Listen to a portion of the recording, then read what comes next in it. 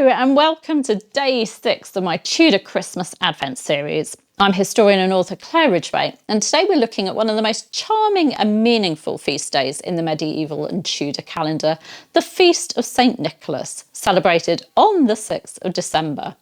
And yes, this is the St Nicholas who eventually becomes Santa Claus, but not quite in the Tudor way you might imagine. We'll unravel that later. St Nicholas of Myra was a 4th century bishop from Asia Minor, modern-day Turkey, renowned for his generosity and for the many miracles associated with him.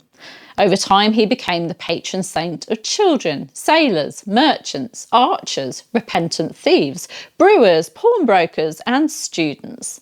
A wonderfully eclectic mix. His reputation for kindness and protection, particularly towards children, led to one of the most fascinating and popular traditions in medieval and Tudor England, the boy bishop. On St Nicholas's Day, a choir boy was elected to serve as boy bishop, ruling symbolically from the 6th of December until Holy Innocents' Day, the 28th of December. Now, this wasn't just harmless dress-up. The boy bishop wore full episcopal vestments, led processions around the parish, collected money for parish funds, blessed the congregation, and even preached sermons.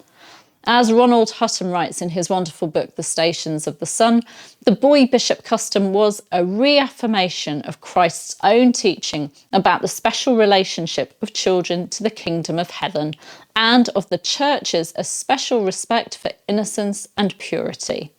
It reminded the congregation of Jesus' words in the Gospel of Matthew, "Suffer little children to come unto me, for of such is the kingdom of God." This was a celebration of humility, innocence, and spiritual equality, placing a child in the highest symbolic office of the church. The tradition was not obscure. Hutton notes that it is attested at every cathedral in Britain at which a medieval archive has survived. We even have an early royal example. On the 7th of December 1229, the day after his election, a boy bishop said vespers before King Edward I at Heaton near Newcastle upon Tyne.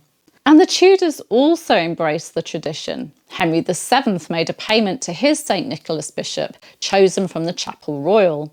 Henry VIII, however, banned the custom as part of the wider religious changes of the Reformation. It could be seen as undermining church authority, and with the king now supreme head of the church, that meant undermining royal authority. But the tradition lives on. Today, Hereford Cathedral elects a boy bishop each year for 3 weeks of services, while Salisbury Cathedral, now inclusive of its girl choristers, crowns a chorister bishop who leads prayers, blesses the congregation, and even writes and delivers their own sermon.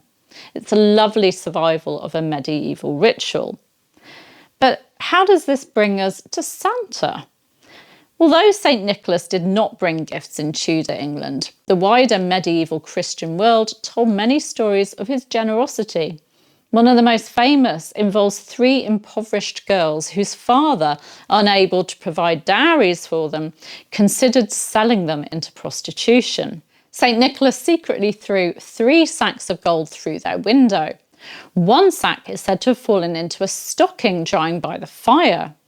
On another night, the windows were shut, so St Nicholas dropped the gold down the chimney. Another legend tells of St Nicholas restoring murdered boys to life.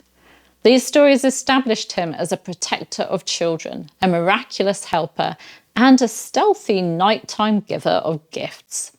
In the 11th century, his relics were taken to Bari by Italian sailors, and the cult of St Nicholas flourished across Europe.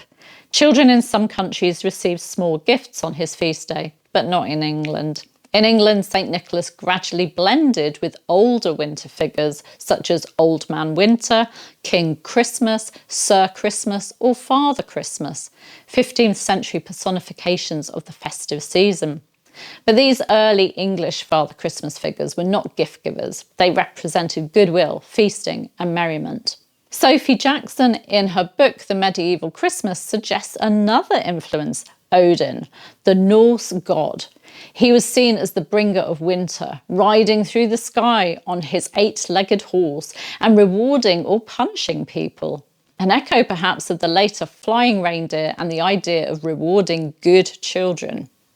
The direct line to Santa, though, comes through the Dutch. As Mark Forsyth notes, St Nicholas in Dutch was Santa Claus. When Dutch settlers founded New Amsterdam, modern Manhattan, they brought the custom of St Nicholas as a gift giver with them. Over time in the USA, stockings hung by the chimney, gift giving moved to Christmas Eve, St Nicholas gained a sleigh and reindeer, and the famous 1822 poem "'Twas the Night Before Christmas" cemented much of the modern imagery. And no, Coca-Cola did not invent the red and white suit. Santa appears that way decades earlier, including in 19th century illustrations and in White Rock's 1923 ginger ale advertising.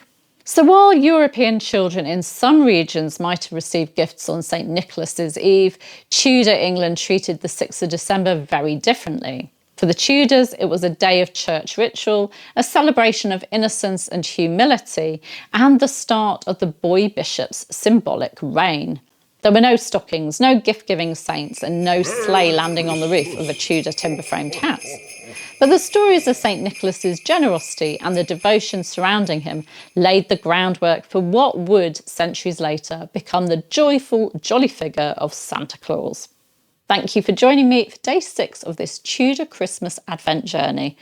Tomorrow on day 7, we'll be looking at how Tudor people decorated their homes for Christmas. If you're enjoying this festive series, please do like, subscribe and ring that all-important bell so that you don't miss the next instalment. See you tomorrow. Bye-bye.